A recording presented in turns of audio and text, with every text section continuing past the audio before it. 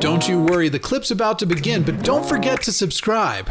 Or else, don't make me turn this website around. Let's talk to Kat in Texas. A reminder before we get started, Kat, at the end of the show, well, that's not what we wanted. We did not want to get rid of, there we go.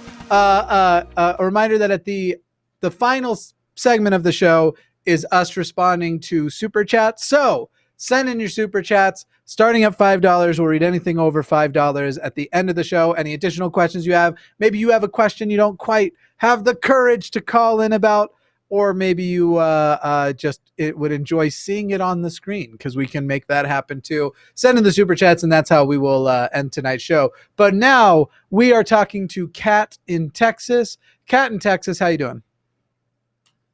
I'm doing well. How are you? Just peachy. You know that your state, for the first time in 44 years, has a chance of going blue this election? Yeah.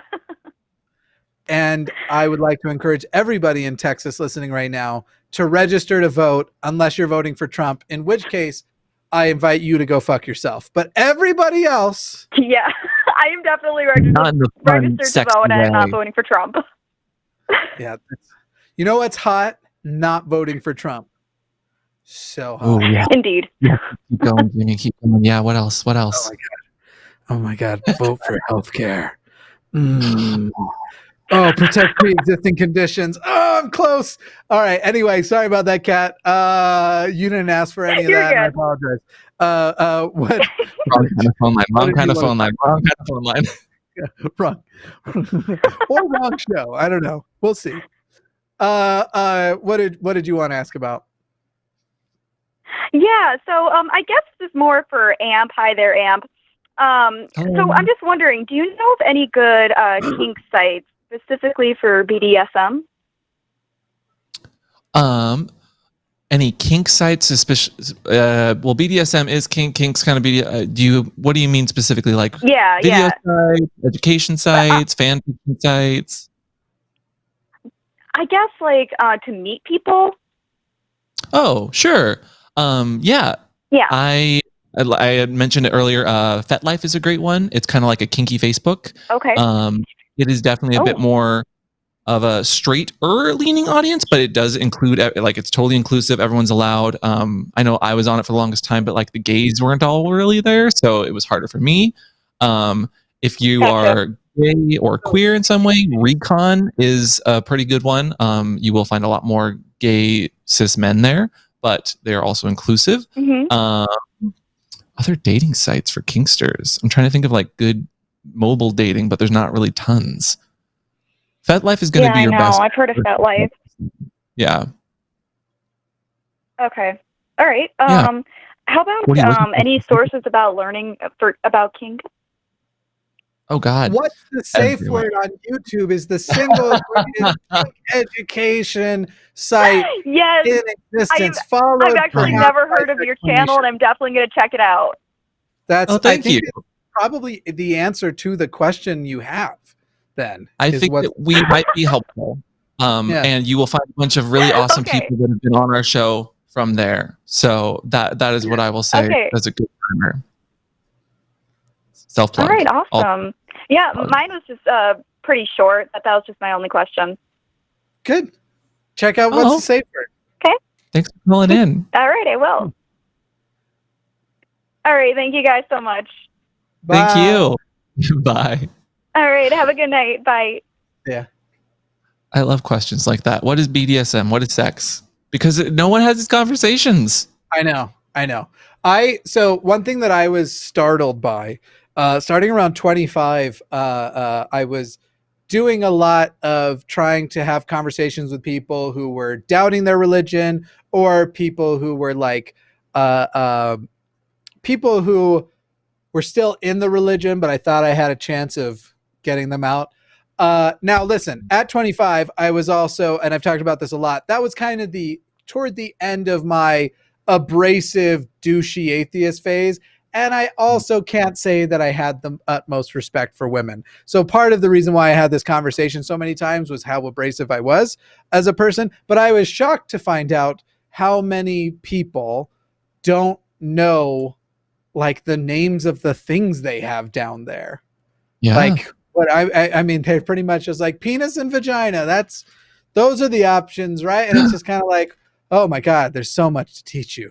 There's so much. And there goes the age restriction. There goes the age restriction on the video, Jimmy. Oh, you said that was